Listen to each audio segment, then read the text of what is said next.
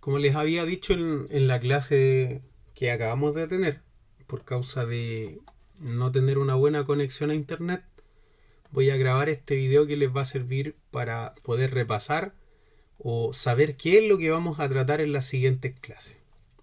Esto nos sirve solamente para introducirnos, ¿ya? Y el hecho es que, y creo lo más importante, es que puedan ver los videos anteriores. Si les costó mucho en la primera clase, vuelvan a ver el video anterior. Y obviamente yo estoy disponible, cualquier cosa pueden preguntarme. La primera pregunta, y en la sesión primera, definiremos el concepto de cosmovisión y veremos que las ideas tienen consecuencias. ¿Ya? O sea, cualquier postura va a tener una consecuencia, sea positiva o negativa, pero todas las ideas tienen consecuencias. Por ejemplo, si yo digo que soy comunista, mis ideas comunistas van a tener una consecuencia, según mi forma de pensar, van a ser buenas. ¿Ya? Pero muchas de esas ideas comunistas lamentablemente tuvieron una consecuencia de más de 140 millones de muertos. Y eso no es tan solamente en un solo país, sino en varios países. ¿Ya? O sea, que esas ideas en muchos de los casos significaron la muerte de muchas personas. Por lo tanto, cuando hablamos de cosmovisión, nos referimos a una forma de ver el mundo y que esas ideas tienen consecuencias. La cosmovisión personal determina la manera como una persona vive, cómo nosotros nos relacionamos con nuestras familias, cómo nosotros concebimos nuestro trabajo y la función que cada persona desempeña en la sociedad. Ya, eso es una cosmovisión, o sea, es una forma de ver el mundo. Cosmos y visión son dos palabras que componen una sola, y que cosmos es mundo y visión es, como mismo se pronuncia, es visión del mundo. ¿Ok? Como punto 2, cosmovisiones que operan en el mundo. Examinaremos cómo operan las cosmovisiones en el mundo. Cada sociedad abraza una cosmovisión que llega a ser dominante porque es aceptada por la mayoría. Ya esto es de forma consciente o de forma inconsciente. Las cosmovisiones se propagan geográficamente y calan en lo más hondo del tejido social. O sea, es algo que se respira.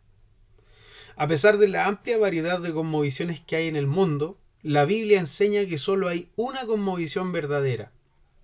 Por ejemplo, cuando alguien se reviste de la cosmovisión bíblica, contempla el mundo y su propia vida como realmente son. O sea, si yo tengo una cosmovisión bíblica, por ende voy a respetar la vida, perdón. Voy a respetar la vida, no voy a estar a favor del aborto, ya, primero que todo, porque mi cosmovisión, como es bíblica, la misma Biblia dice, voy a tomar mi fuente y mi base de la Biblia, y voy a decir, bueno, el ser humano fue creado a imagen y semejanza de Dios.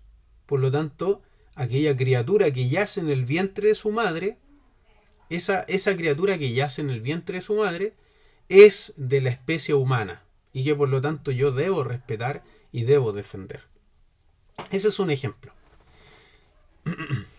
En la sesión 3 que hemos puesto la vida acerca de la realidad última. Aquí, ¿qué es lo que examinaremos? Es la cosmovisión bíblica en mayor profundidad. En su centro, en el centro de la cosmovisión bíblica, subyace el Dios infinito y personal, creador de todas las cosas y cuya existencia real define toda la realidad. O sea, que yo me voy a apoyar en lo que Dios quiere, porque Él es el creador de todas las cosas. Y que Él como creador, Él es quien define lo que realmente existe y el cómo debemos nosotros relacionarnos con lo que existe, ¿cierto? Ya sea con la naturaleza, con los animales y sobre todo con mi prójimo, con los seres humanos. Por lo tanto, la sesión 3 es la verdad acerca de la realidad última. ¿Cuál es la realidad última?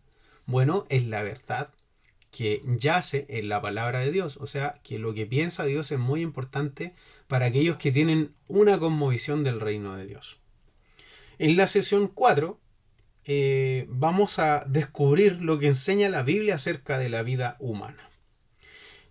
Como resumen, podemos decir que toda la vida humana ha sido creada por Dios y dotada de valor y también de dignidad. Habíamos hablado hace poco acerca del aborto. La vida humana, independiente de la condición, podemos decir que hay personas que son ricos o pobres, hay personas que son todavía esclavos, algunos tienen enfermedades, algunos les faltan algunas extremidades, o quizás no están al 100% en sus capacidades intelectuales, ¿ya? Entonces, eso no quiere decir que esas personas valgan menos que nosotros o menos que otras personas, ¿ya?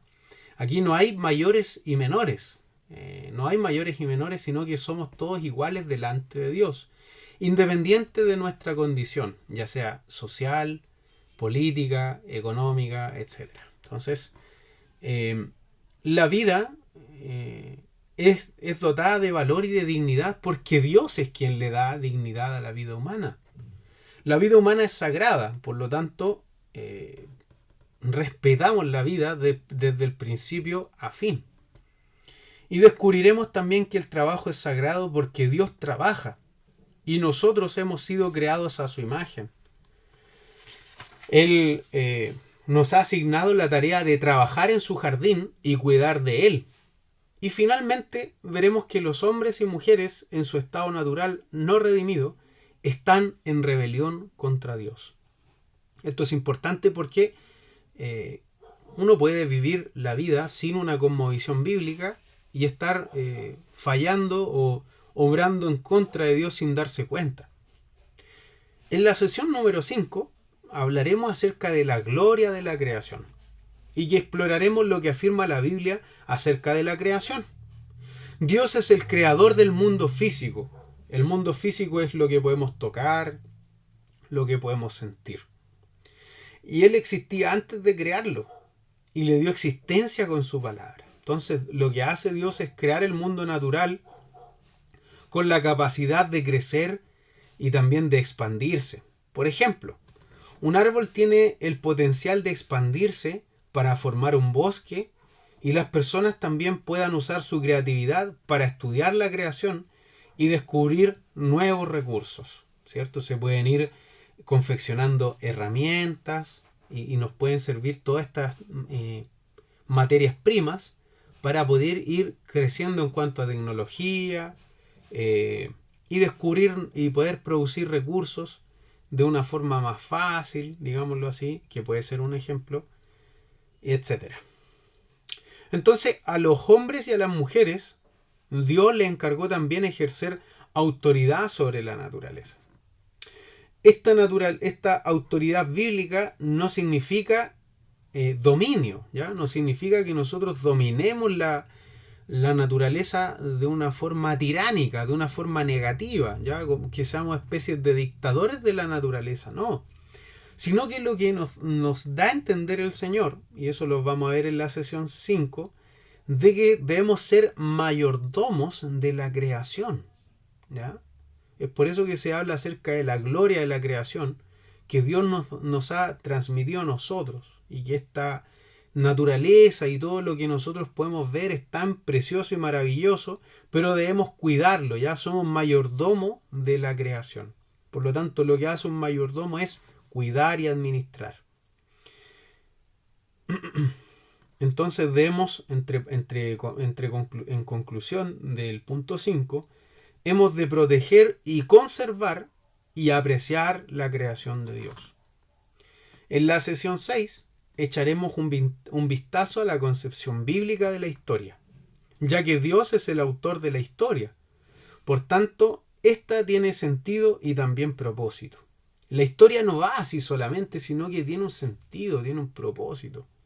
No está determinada por el ser humano. Algunos piensan que la historia es ya que el ser humano evolucionó, ¿ya? Y que después el ser humano se dio cuenta que existía la burguesía, existía el capitalismo, y fue apresado, fue esclavizado por la burguesía y el capitalismo.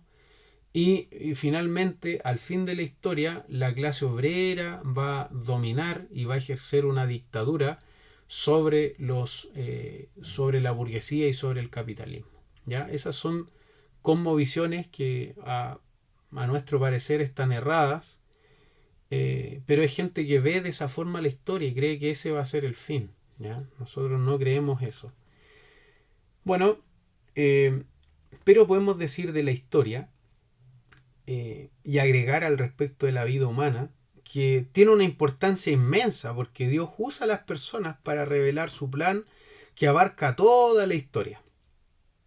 Él la concedió a cada persona, Dios ha concedido a cada persona talentos únicos y dones para este mismo propósito. Pero depende también el cómo el ser humano utiliza sus dones, sus talentos.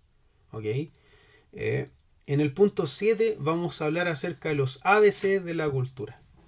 Examinaremos cómo Satanás, que es el padre de la mentira, se opone a la cosmovisión bíblica distorsionándola. Las distorsiones adoptan la forma de cosmovisiones falsas, ¿ya? O sea, todas las cosmovisiones distorsionadas son cosmovisiones falsas que Satanás ha ido influenciando y deteriorando. Las mentiras, una vez creídas, afectan a las personas y también a las naciones. Las mentiras de Satanás se cuelan en las costumbres, prácticas, instituciones, estructuras sociales y leyes.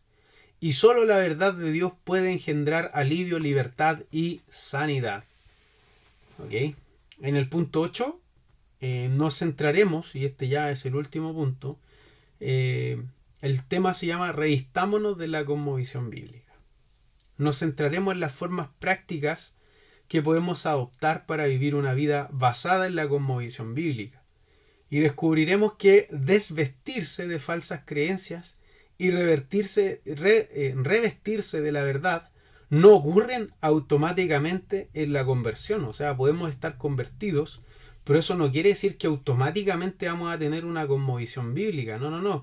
Eso es algo que debemos ir desarrollándolo. Y no es algo que se da de un día para otro. Entonces es un proceso de por vida que requiere un estudio disciplinado de la palabra de Dios.